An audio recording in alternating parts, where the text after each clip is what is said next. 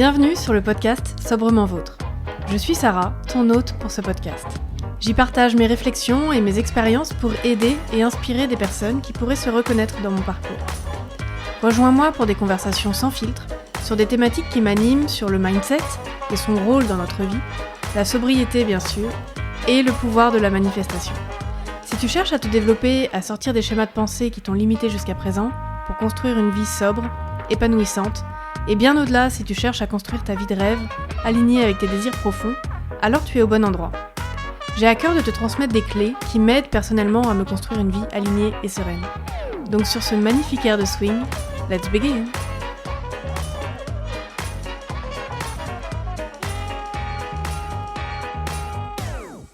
Bienvenue dans ce nouvel épisode du podcast Sobrement Vôtre.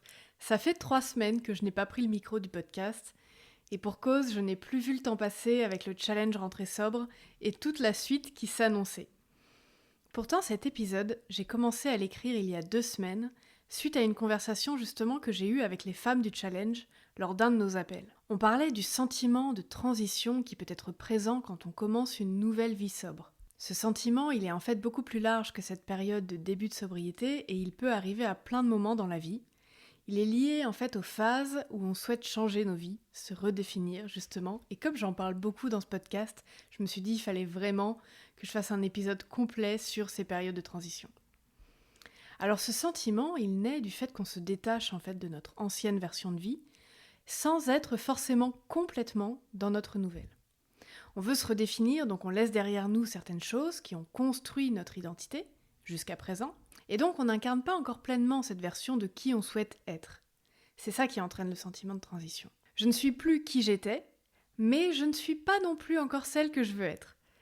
Et ce sentiment de transition, ce qui se passe, c'est qu'il peut être assez inconfortable à vivre. Notamment parce qu'on éprouve de l'impatience dans cette situation, et malheureusement, c'est ça qui mène souvent à retomber dans d'anciens schémas qu'on avait dans notre précédente vie, dans notre ancienne version de vie. Mon objectif dans cet épisode, c'est donc de revenir sur l'essence même de ce sentiment de transition pour te donner des clés à toi qui écoutes, afin que tu puisses vivre plus sereinement ces périodes et continuer à avancer vers la vraie vie que tu veux construire. Alors pour tout te dire, construire cet épisode, ça m'a aussi permis de prendre moi-même du recul sur la période que je suis en train de vivre et certaines périodes passées aussi de ma vie. Et donc, comme souvent, je vais te partager des parts de ma vie pour t'illustrer tout ce que je vais t'expliquer. Comme quoi, le podcast, c'est bien un exercice thérapeutique aussi pour le créateur. Avant de se lancer dans le contenu de cet épisode, je voudrais te parler du cercle des Sober Badass. Si tu ne me suis pas sur Instagram, tu ne dois pas du tout savoir de quoi je parle. Si tu me suis sur Instagram, tu as déjà vu certainement passer certaines choses à ce sujet. Suite au challenge Rentrée sobre, qui a été vraiment un moment très riche pour toutes les participantes, pour moi également, j'ai décidé de continuer sur ce type de format que j'appelle coaching de groupe. Et donc est né le Cercle des Sober Badass. Le Cercle des Sober Badass commence le 8 octobre et se termine le 18 décembre de cette année 2024. Et l'objectif, c'est vraiment de continuer sur cet aspect de communauté qui pour moi est super important dans, en tout cas, les tout débuts de sobriété et même par la suite d'ailleurs, parce que même pour moi, je prends énormément de plaisir à faire part à cette communauté. Le Cercle des Sober Badass, c'est donc une communauté de femmes qui cherchent à laisser derrière elles leur relation toxique avec l'alcool et qui ne se sont pas forcément retrouvées jusqu'à présent dans les accompagnements qui existent. Et donc, vraiment de pouvoir créer cette communauté de femmes qui se ressemblent, qui vivent des expériences similaires, c'est ultra riche et on l'a bien vu pendant le challenge où en fait, personne ne voulait se quitter à la fin. Et donc, on continue et le cercle est aussi ouvert à d'autres femmes, bien sûr, qui n'étaient pas présentes dans le challenge. Mon objectif, c'est que ça soit ouvert au plus de femmes possible à partir du moment où tu sens que ça résonne pour toi. Le Cercle des Sober Badass, c'est donc cette communauté qui se décline avec 2 appels par semaine minimum, souvent on en rajoute un 3e, qui auront lieu les lundis et les jeudis pour la plupart, à 20h heure française. L'idée pendant ces appels, c'est d'échanger beaucoup plus en profondeur sur les thématiques que je partage chaque semaine. Chaque semaine, je vais partager des contenus vidéo, des prises de recul, des réflexions sur des sujets, des mises en perspective sur la sobriété, avec beaucoup d'exercices d'introspection et de mise en mouvement dans ta vie, parce que pour moi c'est clé. Et donc l'objectif de ces appels, ça va être de pouvoir aller beaucoup plus en profondeur sur ces sujets-là et de partager les visions entre chacune des femmes, de partager aussi sur qu'est-ce que moi j'ai mis en place, etc. Ça, c'est vraiment la force en fait de la communauté. En plus de ces appels, la communauté, elle vit aussi sur une application en ligne que j'utilise, qui s'appelle Circle, qui porte bien son nom pour le coup. Et donc, pendant la semaine, pendant le week-end, en dehors des appels, on peut vraiment échanger. Il y a même un chat qui est activé sur cette communauté en ligne. Et l'idée, c'est que voilà, on puisse trouver du soutien, des moments de partage, qu'on crée un peu notre cocon finalement dans cette communauté, c'est ce qui ressort, pour échanger sur des thématiques où parfois on a un peu l'impression d'être un ovni pour les personnes extérieures à nous de notre entourage. Dans cette période des 2 mois, j'intègre également 2 sessions de coaching en one-to-one avec moi pour justement personnaliser davantage le parcours. Il y aura aussi d'autres contenus bonus, des choses que j'ai en tête pour la fin de l'année et qui seront inclus pour les femmes de la communauté. Cette communauté, elle me tient énormément à cœur et donc si c'est quelque chose qui t'appelle, là dans les très grandes lignes, je ne suis pas rentrée beaucoup en détail dans le podcast, mais si c'est quelque chose qui te parle, tu peux aller voir sur mon compte Instagram, tu as beaucoup plus de détails. Je mettrai aussi le lien du site dans les notes de l'épisode pour que tu puisses voir à quoi ça correspond, que tu puisses aussi lire certains retours des femmes du challenge. Et je pense que ça va vraiment te donner envie de rejoindre cette communauté qui est absolument incroyable.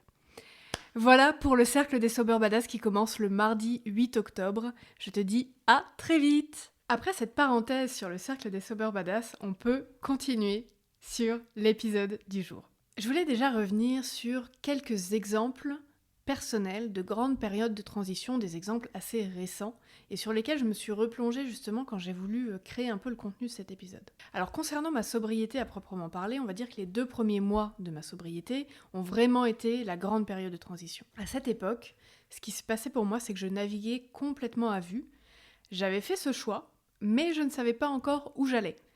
La difficulté, elle est née ici, surtout au tout début, car je savais qui je ne voulais plus être, mais pas encore qui je voulais être pleinement.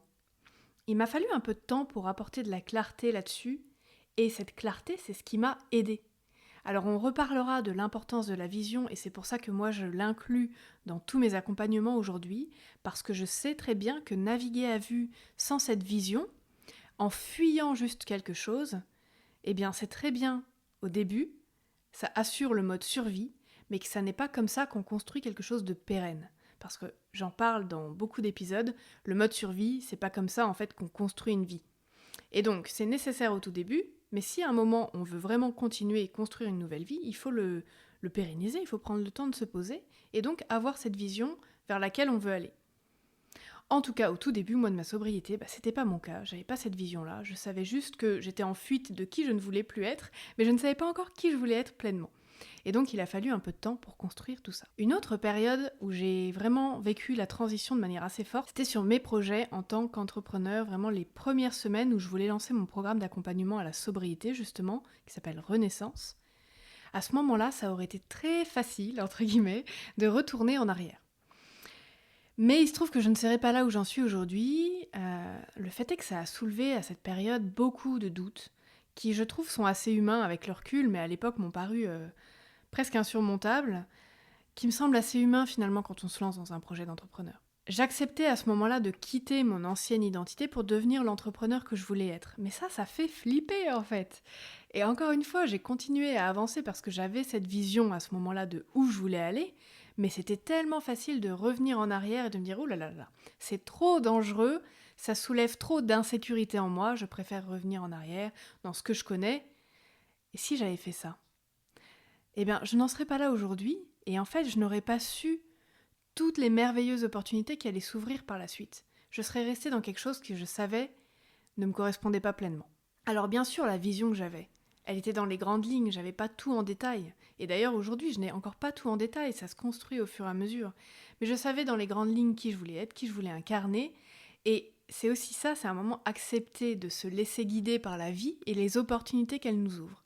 Donc avoir cette vision mais en même temps être assez détachée et avoir confiance en la vie pour continuer à avancer sans être certaine à 100% de tout le temps.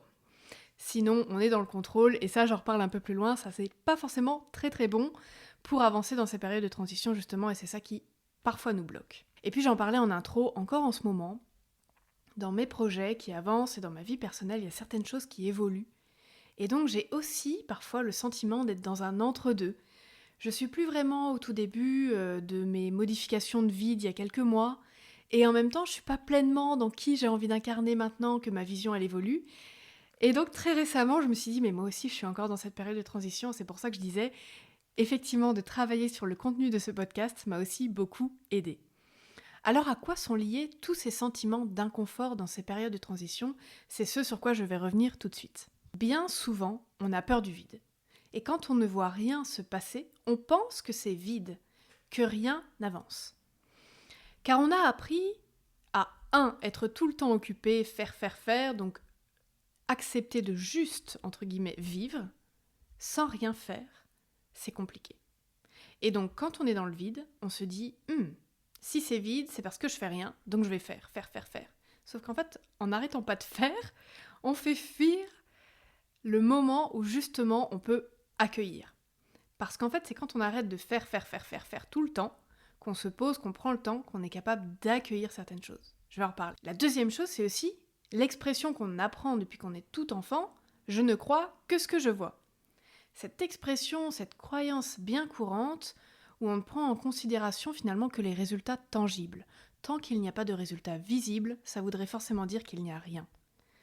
Et alors particulièrement quand on est dans le milieu de l'entreprise, si on n'a pas de résultats à prouver, à montrer, ça veut dire qu'il ne s'est rien passé. Alors pas forcément. Parfois c'est plus compliqué que ça. Surtout si ça prend un peu plus de temps que ce qu'on espérait. Parce que dans notre esprit, on s'est fixé une date de fin de réalisation, et donc on estime que si à cette date, rien ne s'est produit, allez, c'est bon, hop, rien n'arrivera, au revoir nouvelle vie, bonjour ancien schéma, bonjour mon chaos familier, de toute façon je le savais, il n'y a rien de bon qui ne peut m'arriver, ça n'est pas fait pour moi, je ne mérite pas cette vie. J'exagère à peine, mais c'est souvent ce qui se passe dans notre tête, dans ces moments-là. Dans ce cas, on a vite fait de douter et de se demander même en fait pour qui on s'est pris d'avoir cru que c'était possible pour nous. Que ça soit dans la sobriété, mais pour tous nos autres projets, on se dit non mais attends, pourquoi à un moment j'ai cru que c'était possible pour moi? Là je vois bien, ça aurait dû arriver, ça n'est toujours pas arrivé, bon bah voilà, allez hop je retourne en arrière, c'est bien que c'est pas fait pour moi, c'est la preuve, etc. Est-ce que tu te sens visée par ce que je dis?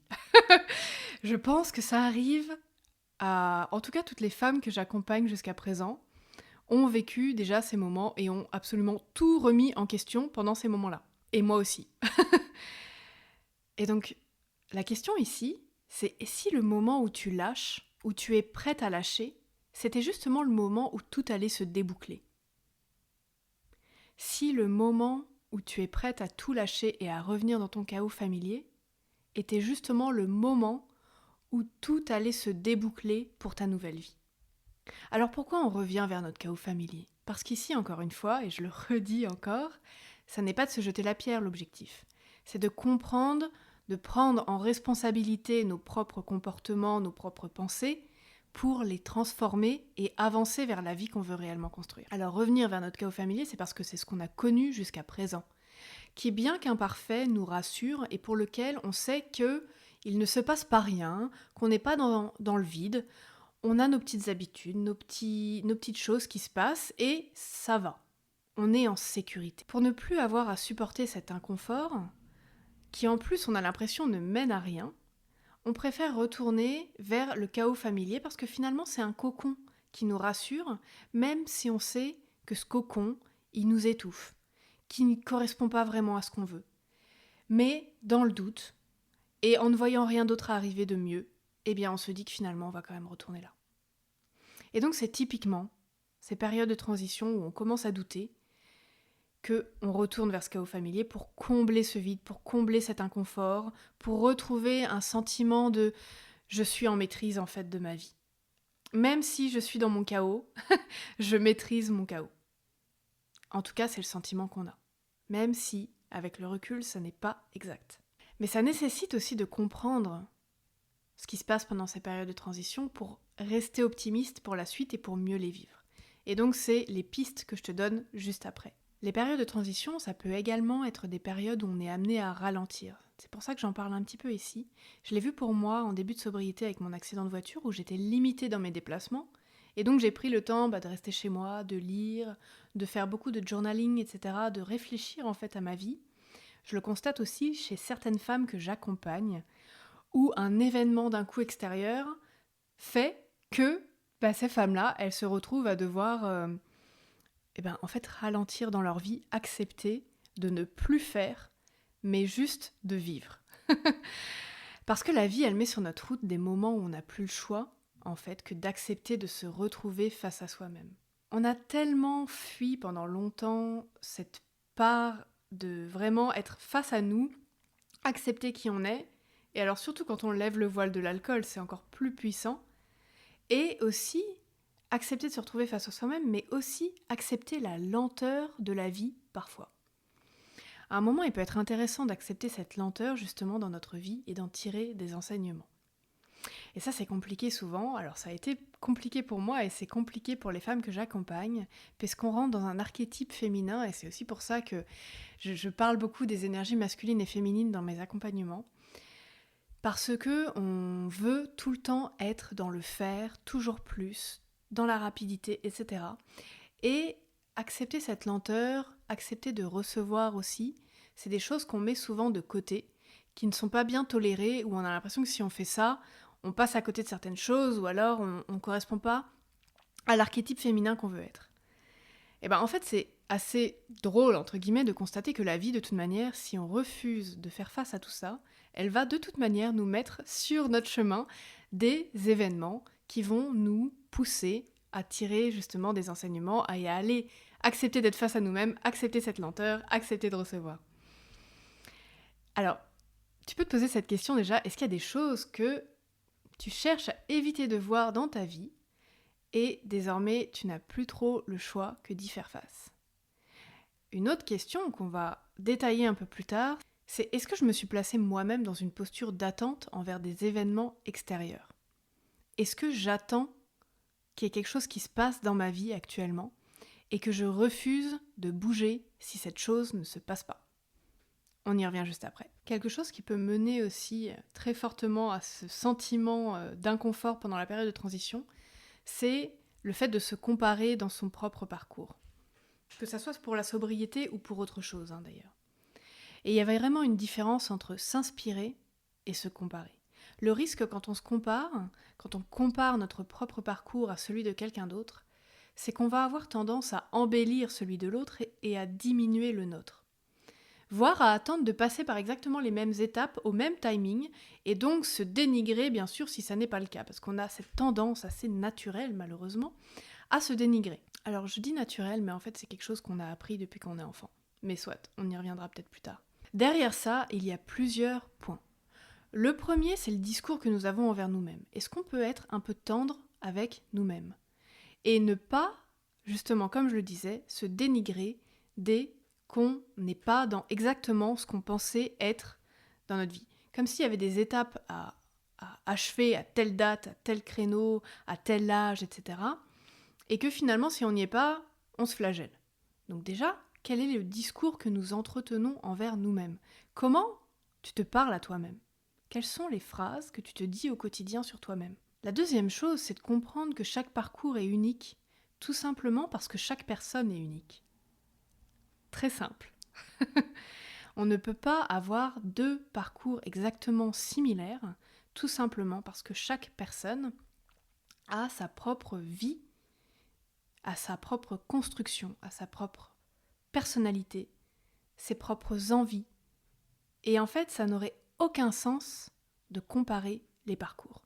La troisième chose, c'est le danger de vouloir rentrer impérativement dans une case et de suivre des étapes toutes tracées. C'est pour ça que moi j'aime donner des clés pour que chacune puisse cheminer à son propre rythme, parce qu'ici le risque c'est d'entraîner de l'attente encore plus. Parce qu'on sait quelle étape on doit réaliser, par quelle étape on doit passer, quelles étapes doivent arriver ensuite, et donc on attend et on se met nous-mêmes, comme j'en parlais, dans une posture d'attente. J'attends parce que je sais que là, je suis dans telle étape. Et donc, la prochaine, c'est telle étape qui va arriver à telle date à peu près. Je sais que là, ça doit durer à peu près 2 semaines. Donc voilà. Et qu'est-ce qu'on va se dire? C'est que tant que ça n'est pas arrivé sous les 2 semaines, on est toujours dans l'attente. Et après les 2 semaines, date complètement fictive ici bien sûr, on se dit, voilà, ça n'est pas arrivé, et donc, je suis nulle. Pourquoi telle personne y arrive, et moi, en 2 semaines, ça n'est pas arrivé? Vous voyez le risque de la comparaison? Parce qu'en plus, qu'est-ce qu'on attire dans ce cas-là, quand on doit suivre des étapes et qu'en plus on compare les créneaux des étapes avec les autres? On attire encore plus d'attentes à soi. Alors oui, c'est tout à fait humain de vouloir suivre des étapes, de vouloir appliquer une méthode, parce que ça nous donne le sentiment de contrôle sur ce qui se passe. Et donc, ce sentiment de contrôle, à quoi il sert? Il nous met en sécurité. C'est toujours ça en fait, on est toujours sur ce sentiment de sécurité. Dans cette volonté de contrôle, on souhaite savoir que l'étape 1, c'est exactement ça, que l'étape 2, c'est exactement ça. Et que chacune va durer X jours ou semaines, etc. Et que les résultats visibles vont être X ou Y. C'est aidant de se projeter là-dessus. Et même si on peut constater qu'il y a des similitudes entre les parcours, on ne va pas dire le contraire, vouloir à tout prix rentrer dans la case de telle étape, tel résultat, telle durée, pour moi me semble complètement illusoire et complètement contre-constructif. Quand on veut trop s'enfermer dans ces schémas et dans le contrôle, on va avoir tendance justement à tout suranalyser et le piège c'est de se retrouver en fait complètement bloqué pour véritablement avancer à son propre rythme. C'est aussi une manière inconsciente de placer notre réussite dans quelque chose d'extérieur à nous. Si ça n'arrive pas, alors je continue à attendre pour justement continuer et aller plus loin. Donc tant que ça n'est pas arrivé, je ne vois pas pourquoi je continuerai, pourquoi j'irai plus loin. Alors que peut-être la seule chose qui t'empêche d'avancer, c'est justement ta posture d'attente. Qu'est-ce que tu attends? Qu'est-ce que tu attends de l'extérieur qui se produise pour avancer? Pour continuer à avancer sur ton parcours. C'est exactement ça qui donne le sentiment d'être bloqué dans une période de transition sans fin. Et là, tout ce que je dis, comme d'habitude je le répète, je le dis avec beaucoup de bienveillance et d'amour parce qu'en fait je le dis à moi-même. Comme je le disais en intro, j'ai pris beaucoup de recul aussi sur ce que j'étais en train de vivre. Et certaines choses que je remettais complètement dans les mains extérieures, enfin dans des mains extérieures, en tout cas dans des événements extérieurs, sans finalement prendre mes propres responsabilités. Alors finalement, est-ce qu'on peut même parler d'une période de transition ici qu'on est en train de vivre? Mais est-ce que c'est pas juste, entre guillemets, le début de la nouvelle vie? Est-ce que ta nouvelle vie ne mérite pas que tu lâches prise sur ce souhait de contrôle et sur toutes tes attentes? Parce que finalement, est-ce que la seule chose que te demande ta nouvelle vie, ça n'est pas justement de profiter d'elle chaque jour? Est-ce que tu n'es pas déjà dans cette nouvelle vie? Est-ce que tu ne peux pas profiter d'elle chaque jour? Et si tu décidais de voir la beauté déjà pour tout ce qu'elle t'offre aujourd'hui? Ça peut être une des clés que je vais développer tout de suite. Cette période de transition, comme on l'appelle, c'est en fait un véritable cadeau qu'on se fait à nous-mêmes. Et là, ça permet de changer complètement de perspective. Parce que pourquoi on se retrouve dans ces périodes de transition? Parce qu'on a osé changer quelque chose dans notre vie.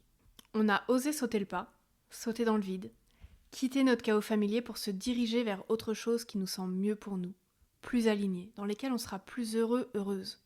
Tu sautes dans le vide, tu lâches enfin ce qui te retient sans certitude de ce qui va arriver ensuite. Ça veut dire que tu fais acte de foi et tu te fais confiance à toi-même. Tu te dis, quoi qu'il arrive, je sais que je m'en sortirai. Tu n'étais pas concentré sur ce que tu risquais de perdre, mais tu as vu toute la lumière que ça pouvait t'apporter. Vraiment ce moment où tu as pris la décision d'aller vers cette nouvelle vie, c'est ça que tu as fait. Tu t'es dit, j'arrête de me concentrer sur tout ce que je perds dans mon chaos familier, parce que bien sûr, il y a des choses qu'on va perdre, c'est évident. Et toutes ces choses qu'on perd, c'est ce qui va faire de la place pour la suite. Et donc ce moment où tu prends la décision, c'est que tu acceptes, de manière parfois inconsciente, parce qu'on n'en a pas tout de suite conscience, de perdre tout ça pour avancer parce que tu sais que là, la lumière que tu vois plus loin, c'est vraiment ce que tu veux. Et que tu te dis, écoute, je me fais suffisamment confiance, je fais suffisamment confiance en la vie, j'y vais.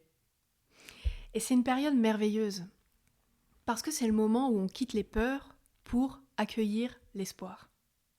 On croit que c'est possible, sans savoir comment de manière précise encore ça va arriver. On croit qu'on peut se réinventer, écrire une nouvelle histoire et on lâche prise sur comment précisément ça arrivera. Alors oui, ce sont des moments charnières dans la vie. Pourquoi ? Parce qu'on envoie une énergie particulière. Et comme je le dis souvent, tout est énergie. Tu es une boule d'énergie. Quelle énergie as-tu envie de vibrer ? Quand tu prends cette décision d'aller vers ta nouvelle vie, tu vibres la foi. Ici, je ne parle pas de foi religieuse, mais de foi envers la vie. Cette énergie de « c'est possible pour moi et je vais y arriver, quoi qu'il arrive, j'y arriverai, je le sais ». Et on attire à nous ce qu'on vibre. Donc c'est pour ça que dans ces périodes de transition, la magie, comme on l'appelle, commence petit à petit à arriver. Je l'ai vu dans ma vie, je le vois dans les vies des femmes que j'accompagne. Et on parle vraiment de magie, parce qu'en fait, des choses qu'on attendait parfois depuis longtemps, sans savoir pourquoi ça n'arrivait pas dans notre vie, le moment où on a réussi à prendre cette décision et qu'on est rentré dans cette période de transition, bim, ça arrive. Parce que tu as envoyé cette énergie de « je sais que ça va arriver dans l'univers ». Tu l'as envoyé cette énergie. Et donc, c'est ce que tu reçois également. Donc oui, on parle de magie, mais en fait, il ne faut pas s'étonner. C'est juste logique. Tout est énergie. Des choses qu'on pensait bloquées pendant longtemps se débloquent soudainement, des portes s'ouvrent. Parce que ça y est, on croit en nous, on croit en la vie, on vibre les opportunités, les possibilités, l'espoir, la vie, avec un grand V. Et ça, c'est vraiment au moment de l'impulsion. Au moment où tu prends la décision d'aller vers cette nouvelle vie. Et ensuite, ce qui se passe, c'est la vie, le quotidien. C'est très facile et humain de se laisser rattraper par ses peurs, par son mental, parce que voilà, on vit dans un environnement qui, malheureusement, très souvent, ne nous porte pas non plus tout le temps vers le haut. Et si tout n'arrive pas tout de suite, notamment, si d'anciens schémas nous rattrapent parfois, on va vite perdre confiance et espoir. Et donc ici, c'est important de garder le cap et l'état d'esprit qu'on adopte, il est primordial. Sinon, c'est vite fait de retourner vers son chaos familier. Hop, je me remets dans mon petit cocon, je connais. Quelle est la vision ? Pourquoi as-tu pris cette décision dans un premier temps ? Parce que tu avais cet espoir. Et donc ça va être important à un moment de se rattacher à cet espoir-là et de le revivre encore et encore et encore jusqu'à revivre la magie qui arrive. Après quoi, tu cours. Je promenais ma chienne Zoé il n'y a pas très longtemps. Et puis d'un coup, je lui demande « Mais après quoi tu cours comme ça ?» Parce qu'elle a tendance à tout le temps tirer sur la laisse. C'est encore un bébé. Et donc, elle tirait sur la laisse. Et je dis « Mais il y a pourtant plein de choses à voir là où tu es. Et toi, tu cours toujours plus loin, toujours vers quelque chose. » Et c'est en lui disant cette phrase « Après quoi tu cours comme ça ?» que j'ai commencé à prendre du recul et que j'ai pensé à cet épisode de podcast. Comme quoi, ça arrive à tout moment. En fait, avec un peu de recul, on se dit qu'on n'est pas encore là où on veut être. On veut être toujours plus loin. Alors oui, c'est le cas. Je parle de vision, il faut construire cette vision. Mais à un moment, c'est aussi trouver l'équilibre entre être porté par sa vision, là où on veut aller, et être reconnaissante et apprécier la beauté de là où on est déjà. Aujourd'hui, quand je regarde ma vie, je vois que je suis là où je rêvais d'être pendant longtemps. Et cette gratitude, c'est ce qui va me servir à construire la suite. C'est tellement facile de se laisser emporter par toujours plus d'objectifs, etc., la vision qu'on veut construire. C'est une chose qui est importante. Mais il faut vraiment trouver la manière de l'équilibrer avec « je sais que je veux aller là et en même temps, je profite de là où je suis déjà ». Parce qu'en fait, là où je suis déjà, c'est ce que j'ai rêvé d'atteindre pendant longtemps. Typiquement, moi, être dans ma maison, avec mon jardin, dans le type de quartier où je vis, c'est quelque chose que j'ai rêvé pendant longtemps. Et c'est tellement facile de se dire oui, alors je voudrais en fait autre chose, je voudrais plus ceci, moins de cela. C'est bien, parce que ça veut dire qu'on a des objectifs, on a des envies, des souhaits, qu'on a envie de construire quelque chose pour la suite. Mais il ne faut pas oublier d'être reconnaissant. Et moi, parfois, je suis obligée de me forcer, c'est pour ça que j'en parle aujourd'hui, je suis obligée de me forcer à le faire, à me dire, mais reconnais là où tu es. Et donc, en promenant ma chienne ce jour-là, je me suis dit, reconnais déjà là où tu es aujourd'hui. Et quel plaisir d'être ici. Parce que ton ancienne version de toi, elle rêvait de ça pendant longtemps. Et donc, de prendre plaisir à être là tout simplement. Donc dans cette période de transition, ça peut aussi nous servir à prendre du recul, à être reconnaissant pour tout le chemin déjà parcouru. Parce qu'à courir après des objectifs non-stop, on oublie justement de profiter du moment présent. Reconnaissance et profiter du moment présent sont les mots-clés ici. Ça peut être applicable à la sobriété, bien sûr, j'en parle aux femmes que j'accompagne, admirer le chemin parcouru, unique pour chacune encore une fois, par rapport aux intentions fixées au tout début. J'en reparle tout le temps des intentions, c'est primordial, parce que ça permet de se dire, et d'ailleurs c'est marrant parce qu'on a fait l'exercice lors du bilan du challenge, où les femmes se sont replongées dans leur intention de départ et se sont dit mais waouh, j'avais même oublié que j'avais mis ça. Et en fait, aujourd'hui j'y suis. Et c'est incroyable en fait de s'en rendre compte. Ça veut pas dire qu'on n'a pas envie de fixer une nouvelle intention pour la suite, mais c'est important d'être dans ce sentiment de gratitude. Parce que si tu vibres la gratitude, qu'est-ce que tu vas attirer à toi ? Eh oui, de la gratitude. Je suis sûre que tu as parlé seul face à ton téléphone, si tu écoutes sur un téléphone, quand j'ai posé la question. Une des choses que je constate quand on construit sa vision, c'est le sentiment d'urgence qui arrive ensuite. Genre, c'est bon, j'ai ma vision, maintenant tout doit se dérouler maintenant, j'ai mon planning à 6 mois, donc là, hop. Et là, qu'est-ce qu'on est ? On est dans l'attachement. Et à être dans l'attachement, on rejette en fait ce qu'on veut attirer, parce que ce qu'on vibre, c'est une énergie de manque. À se dire, je n'ai pas ça et donc je veux ça, qu'est-ce que tu vibres ? Tu vibres le je n'ai pas ça. Tu vibres le manque. Alors que si tu te dis, j'ai déjà tout ça, et en plus, j'aimerais avoir ça parce que je suis prête à accueillir encore plus dans ma vie, tout de suite, l'énergie change.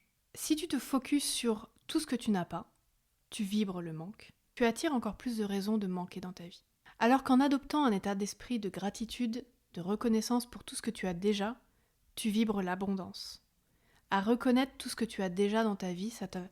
Et fais l'exercice en fait, fais l'exercice aujourd'hui, là, quand tu écoutes, de te dire « Qu'est-ce que j'ai déjà dans ma vie ?» Tu vas voir que ne serait-ce que ton énergie, ce que tu portes en toi, dans ton corps, la posture de ton corps va changer. Plutôt que de te dire « j'ai pas ça, j'ai pas ci, j'ai pas ça ». Et donc, en vibrant l'abondance, tu vas juste, entre guillemets, attirer encore plus d'abondance dans ta vie. Alors, si tu sens que tu es en période de transition, demande-toi pourquoi tu as ce sentiment. Après quoi, tu cours. La transition, cette période-là, c'est une période merveilleuse pour plusieurs choses. Pour expérimenter le moment présent, se reconnecter à soi, se recentrer justement sur soi, apprendre énormément. Apprends tout ce que tu peux apprendre. Teste des nouvelles choses. Réinvente-toi. Car contrairement à la chanson de Céline Dion, je suis persuadée qu'on a le pouvoir de se réinventer, de changer, d'évoluer. Et c'est justement une des beautés de la vie, de prendre conscience de sa capacité à changer. Une fois qu'on a compris ça, on peut enfin rêver, s'autoriser à rêver grand pour soi-même et pour sa vie. Comprendre que ce qu'on est en train de construire, ça s'inscrit sur le long terme. Quand on veut changer sa vie, c'est bien pour que ça soit pérenne. Cette vision que tu as pour ta vie, tu la veux sur le long terme. Tu veux pas juste un changement qui dure 2 jours. Et donc à un moment, il faut accepter que les racines poussent, que tu es en train de t'ancrer avant de voir l'arbre se déployer pleinement. C'est pas pour ça qu'il se passe rien, et c'est pas pour ça qu'il ne faut pas profiter de la beauté de la vie telle qu'elle est déjà aujourd'hui. Et mon dernier conseil, c'est de te souvenir de pourquoi tu as pris cette décision qui t'a mené à cette transition, au tout début. Et essaye de te remettre dans cette énergie. C'est pour ça, j'en parlais, je fais toujours travailler sur l'intention au tout début, puisqu'il est primordial de construire une vision, même dans les grandes lignes, de ce qu'on veut construire, de pourquoi on le fait. Parce que dans les moments de doute, comme s'il y avait du brouillard, la vision de ce que tu veux construire, de qui tu veux être, ça va être la lumière qui te guide. Ici, il n'y a plus d'intérêt à savoir ce que tu veux fuir, à qui tu ne veux plus être. Parce que c'est bon, tu n'y es déjà plus. Ce qui te garde dans l'espoir et la motivation, ce qui te fera avancer réellement de manière pérenne et sereine, c'est le pourquoi tu le fais. C'est le moment où tu quittes le mode survie et tu commences à poser tes fondations, à pérenniser les changements, construire réellement ta nouvelle vie sur la durée. Alors je pense que construire cette nouvelle vie, construire cette vision de ce qu'on a pour soi, ça mérite bien de souffler un coup et de profiter du paysage. On arrive donc à la fin de cet épisode, j'espère que ça t'aura plu, que tu en auras tiré des enseignements et que ça te sera vraiment utile si tu as le sentiment actuellement d'être dans une période de transition. J'espère que tu as pris des notes, parce que j'ai l'impression que c'était quand même assez dense. Et si ça t'a été utile, ça me fait toujours plaisir que tu m'envoies un petit mot via mail ou via mon compte Instagram. Et si le podcast te plaît, je t'invite à lui laisser 5 étoiles sur ta plateforme d'écoute préférée. Ça me touche beaucoup quand vous laissez une note positive, parce que ça valorise tout le travail qui est réalisé, qui je sais est utile pour beaucoup de personnes. Et ça permet aussi de diffuser le podcast à d'autres personnes pour qui il peut être utile. Donc merci beaucoup déjà pour toutes les notes que vous mettez, pour toutes les personnes qui en ont mises. Merci pour tous les retours que vous me faites au quotidien sur le podcast. Ça me motive beaucoup à continuer. Et comme je le disais aussi, ce podcast, c'est aussi ma thérapie à moi. Parce que cet épisode, j'ai mis un peu de temps à le construire. Mais finalement, je suis très fière aujourd'hui du résultat et des messages passés. Voilà, je vous dis à très vite pour un nouvel épisode du podcast Sobrement Vôtre.